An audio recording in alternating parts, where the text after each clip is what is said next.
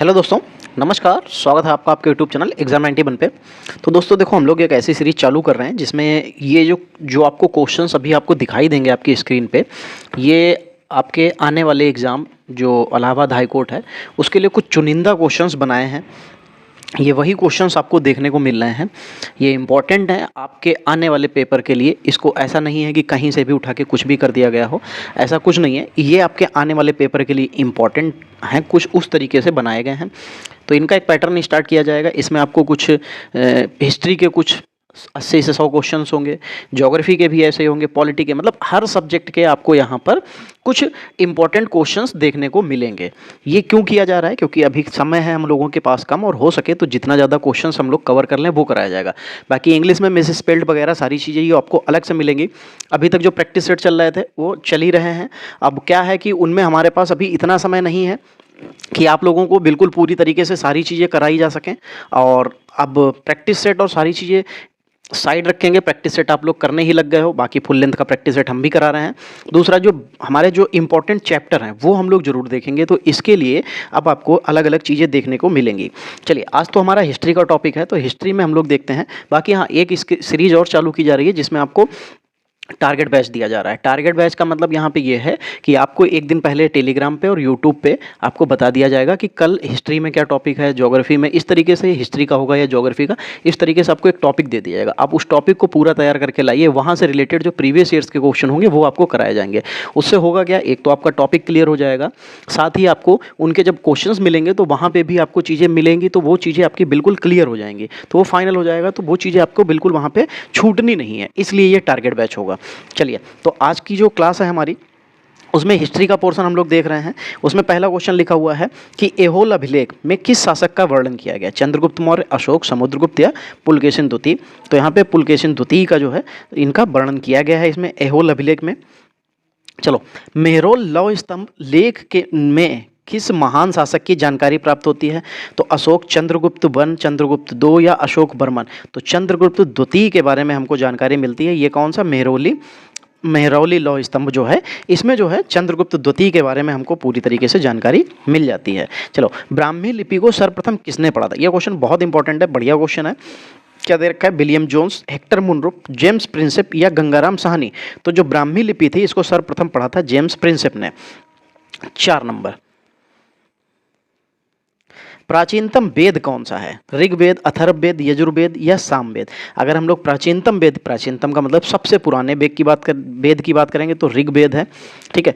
सुमेलित युग्म निम्न में से कौन सा है? लिखा हुआ है यहाँ पे मंदसौर अभिलेख, देवपाड़ा अभिलेख, जूनागढ़ अभिलेख और प्रयाग अभिलेख। इनको सुमेलित नहीं है, ये मंदसौर अभिलेख लिखा हुआ है यहाँ पे, यशोबर्मन, देवपाड़ा अभिलेख विजयसेन, जूनागढ़ अभिलेख खारवेल, प्रयाग अभिलेख समुद्रगुप्त। तो ये जूनागढ़ अभिलेख जो है ये खारवेल लिखा हुआ है, यही आपका यहाँ पे मैच नहीं कर रहा है और ये नहीं होगा इसका आंसर।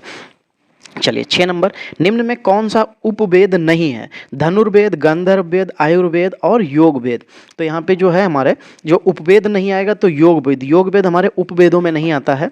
ठीक है, वैसे तो वेद 4 हैं, 4 वेदों के कुछ उपवेद भी बताए गए हैं, जिसमें योग वेद जो है वो आपका इसमें नहीं आएगा। देखिए, यहाँ पे आपको कुछ समय, कम समय में ज़्यादा चीज़ें देने की कोशिश के लिए इस तरीके से ये पैटर्न हमारा जो है वो चालू किया गया है। 7 नंबर, निम्न कथनों पर विचार कीजिए तथा नीचे दिए गए कूट का प्रयोग कर सही उत्तर चुनना है। क्या लिखा हुआ है? ऋग्वेद में 1028 संस्करण हैं। अच्छा, चलो भाई देखेंगे। ऋग्वेद को अष्टक भी कहा जाता है। ठीक है, लिखा हुआ है यहाँ पे। वैसे तो ये दोनों सही हैं, क्योंकि 1028 संस्करण भी हैं और उसको अष्टक भी कहा जाता है। तो यहाँ पे लिखा हुआ केवल 1 सही है, केवल 2 सही है? नहीं, 1 और 2 दोनों सही है। बिल्कुल भैया, 1 और 2 दोनों सही हो जाएंगे। निम्न में से कौन सा ब्राह्मण ग्रंथ का साहित्य स्रोत नहीं है?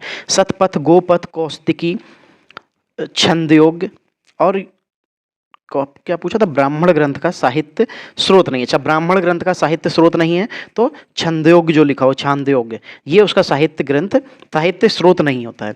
योग दर्शन के प्रवर्तक कौन? महर्षि जैमिनी, स्वामी रामदेव, महर्षि पतंजलि और महर्षि अरविंद। तो योग दर्शन पतंजलि का था। किनका था? पतंजलि का। तहकीक ए हिंद पुस्तक की रचना किसने की थी? अलम सूदी, तारानाथ, अलबरूनी और पिलनी लिखा था। तो तारीखे हिंद ये किसकी है? तो ये अलबरूनी की पुस्तक है।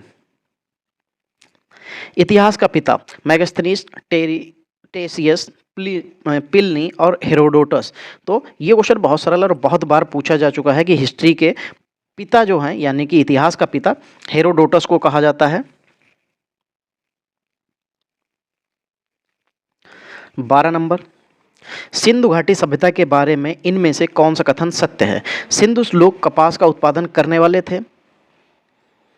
उन्होंने लकड़ी के बक्से में अनाज भंडारित किया। सिंधु घाटी सभ्यता पंजाब, सिंध, बलूचिस्तान, गुजरात, राजस्थान और पश्चिम बंगाल के कुछ हिस्से को कवर करती है। सिंधु घाटी सभ्यता की बात कर रहे हैं। अच्छा, सिंधु लोग जो थे कुत्ते, बिल्ली और घोड़ों को बड़े पैमाने पर पालते थे। देखो इसमें से कथन सत्य की बात करेंगे तो सत्य तो पहला वाला ही है, पूर्णतया सत्य यही है। ठीक है, बाकी कुछ कुछ चीज़ें हिस्से शामिल हैं, जैसे सिंधु के लोग जो है घोड़े, और लिखा हुआ घोड़े पालते थे। बिल्ली और कुत्तों को तो नहीं, बिल्लियाँ तो नहीं पता है, लेकिन घोड़े तो पालते थे। चलो, किस हड़प्पा स्थल में से अग्निकुंड के प्रमाण मिले हैं? जो किस हड़प्पा सभ्यता से अग्निकुंड के प्रमाण मिले हैं? तो केवल लोथल, केवल कालीबंगन, लोथल व कालीबंगन और मोहनजोदड़ो। तो लोथल व कालीबंगन से मिले थे। किस हड़प्पा स्थल से घोड़े के अस्थिपंजर प्राप्त हुए हैं? हड़प्पा, मोहनजोदड़ो, मांडा या सुरकोतदा। तो स्थल घोड़े के अस्थिपंजर, अच्छा तो घोड़े के अस्थिपंजर तो सुरकोतदा से प्राप्त हुए थे। हड़प्पा के एक बंदरगाह का नाम बताना है। क्या है? लोथल, नागपट्टनम, महास्थानगढ़, सिकंदरिया। तो हड़प्पा का एक बंदरगाह जो है उसका नाम लोथल था। लोथल गुजरात में पड़ेगा शायद आपका। चलिए फिर 15 नंबर देखिए क्या लिखा हुआ है। हड़प्पा स्थल की खोज किसने की थी? Rakhaldas Banerjee, Dayaram Sahni, JP Joshi, R S Bisht ने। तो हड़प्पा सभ्यता की खोज दयाराम साहनी ने की थी। बहुत बढ़िया क्वेश्चन, बहुत बार पूछा गया है। ठीक है, राखीगढ़ी हड़प्पाई स्थल भारत के किस राज्य में स्थित था? गुजरात, हरियाणा, जम्मू कश्मीर और पंजाब। राखीगढ़ी जो है वो आपको कहाँ देखने को मिलेगा? ये हरियाणा राज्य में आपको देखने को मिल जाएगा। ऋग्वैदिक काल के प्रमुख जो देवता थे कौन थे? शिव, विष्णु, नरसिंह और इंद्र। जो ऋग्वैदिक काल था उसमें सबसे ज़्यादा इंद्र को माना जाता था, प्रमुख देवताओं में गिनती थी। अस्तोमा सदगमय जो लिया गया है वो कहाँ से लिया गया है? ऋग्वेद से, यजुर्वेद से, सामवेद से या अथर्ववेद से? तो अस्तोमा सदगमय लिया गया है ऋग्वेद से। सुमेलित युग्म नहीं है, कौन सा यहाँ पे जो है मैच नहीं कर रहा है? पर्जन्य बादल, लांगल हल, करीस गोबर, उर्वरा कपास। तो यहाँ पे ये जो है आपका चौथा, यानी कि उर्वरा कपास वाला आपका नहीं मैच करेगा यहाँ पे। चलिए फिर 21 नंबर देखिए। सबसे प्राचीन पुराण कौन सा है? मत्स्य, विष्णु, नारद या वामन। देखो यहाँ पे पुराणों की संख्या तो आपको पता ही है। उसके अलावा यहाँ पे पूछा जा रहा है सबसे, क्योंकि संख्या तो पूछी नहीं गई, आपसे पूछा जा रहा है कि सबसे पुराना पुराण कौन सा है, सबसे प्राचीन पुराण कौन सा है? तो यहाँ पे मत्स्य पुराण जो है वो सबसे प्राचीन पुराण कहा जाता है। चलिए 22 नंबर देखेंगे कि 22 नंबर में क्या हो जाएगा। जय संहिता का दूसरा नाम क्या है? किसका? जय संहिता का दूसरा नाम महाभारत, रामायण, इंडिका या अर्थशास्त्र। तो जय संहिता महाभारत की है, उसको दूसरा नाम महाभारत ही है। सिंधु सभ्यता थी, जो सिंधु सभ्यता थी वो किस तरीके की सभ्यता थी, ये कहना चाह रहे हैं। ग्रामीण सभ्यता थी, नगरीय सभ्यता थी, औद्योगिक सभ्यता थी या पशुचारक सभ्यता थी? तो वो नगरीय सभ्यता थी, वहाँ पे नगर बसे हुए थे। नगरों के जो है उनके अवशेष टाइप या कह सकते हैं कि उनके बारे में जानकारी मिली है। 24 नंबर देखिए। गोपथ ब्राह्मण का संबंध किस वेद से है? किसका? गोपथ ब्राह्मण का संबंध किससे है? ऋग्वेद, यजुर्वेद, सामवेद या अथर्ववेद? तो अथर्ववेद से आपको देखने को मिलेगा। जैन धर्म का सबसे महत्वपूर्ण मौलिक सिद्धांत कौन सा है? कर्म, अहिंसा, वैराग्य या निष्ठा? कौन सा जैन धर्म का सबसे महत्वपूर्ण मौलिक सिद्धांत? तो अहिंसा है, क्योंकि जैन धर्म में तो वो लोग जो है सांस लेते समय भी जो नाक में जाके कीड़े मर जाते हैं या मुंह के माध्यम से भी जो कीड़े मर सकते हैं, छोटे छोटे जो होते हैं, तो उसके लिए भी वो लोग क्या करते हैं? अपने नाक और मुंह को ढकने के लिए मास्क का इस्तेमाल करते हैं, जिससे वहाँ पे उसके कोई भी कीड़े वगैरह ना मरें। चलिए 26 नंबर देखिए क्या हो जाएगा। पहले जैन तीर्थंकर कौन थे? तो महावीर स्वामी, ऋषभदेव, पारसनाथ या पद्मनाभन। अगर पहले की बात करेंगे तो कौन हो जाएंगे? तो 26 में ऋषभदेव हो जाएंगे, और जो अगर अंतिम की बात करेंगे तो महावीर स्वामी हो जाएंगे। चलिए सही मिलान करना है। मत्स्य लिखा हुआ है, ये महाजनपद लिखे हुए हैं और राजधानी लिखी है। मत्स्य महाजनपद की राजधानी कुरु, सूरसेन और अश्मक, इनकी सबकी राजधानी के बारे में बात की जा रही है कि कौन कौन सी है। तो हमको इनको मैच करना है। चलिए भाई देखते हैं, मैच करते हैं। अच्छा ऑप्शन इस तरीके से दे रखे हैं। चलो मत्स्य जो है फिर तो वो विराटनगर से मिल जाएगा। कुरु जो है इंद्रप्रस्थ, सूरसेन मथुरा और अश्मक पोतन। तो यानी कि हमको क्या क्या मिल रहा है? 3, 4, फिर 1 2, 3 4 1 2 मिल रहा है, 3 4 2 1 है, नहीं 3 4 1 2 तीसरे ऑप्शन में यही देखने को मिल रहा है, सही हो जाएगा। फिर 28 नंबर देखिए, जैन धर्म में 3 रत्न यानी कि त्रिरत्न दिए जाते हैं, उन्हें निर्वाण का मार्ग कहा जाता है, वे क्या हैं? चलो भाई देखते हैं। सही भाषण, सही ज्ञान और सही आचरण, सही विश्वास, सही ज्ञान और सही व्यवहार, सही विश्वास, सही पथ और सही आचरण, सही विश्वास, सही ज्ञान और सही आचरण। बिल्कुल सही विश्वास, सौम्य दर्शन, सौम्य ज्ञान और सौम्य करके कुछ होता है, वो ये वही है। चलिए 29 नंबर देखिए क्या हो जाएगा। 29 नंबर में गौतम बुद्ध को ज्ञान किस नदी के तट पर प्राप्त हुआ था? गंगा, गंडक, पुन और निरंजना। तो जो इनकी नदी के तट पर था वो निरंजना नदी थी, ठीक है, उसी के तट पर इनको ज्ञान की प्राप्ति हुई थी। कहाँ इनको ज्ञान प्राप्त हुआ था ये आप लोग मुझे कमेंट में ज़रूर बताना। 30 नंबर, बुद्ध ने अपना पहला उपदेश दिया था, लो आ भी गया, अब क्या ही आप लोग आंसर बताओगे। खैर, बुद्ध ने अपना पहला जो उपदेश दिया था वो सारनाथ में दिया था, ठीक है। चलिए कोई नहीं, आपके सामने आ गया है। त्रिपिटक निम्नलिखित में से किससे संबंधित है? तो त्रिपिटक आपका बौद्धों से संबंधित है। देखो जैसे यहाँ पे अभी देखिए बौद्ध का पीछे क्वेश्चन आया, फिर जैन का आया था, फिर अब ये बौद्ध के चल रहे हैं, तो इसी तरीके से ऐसे ही मैं आपको टारगेट दूंगा बौद्ध जैन में।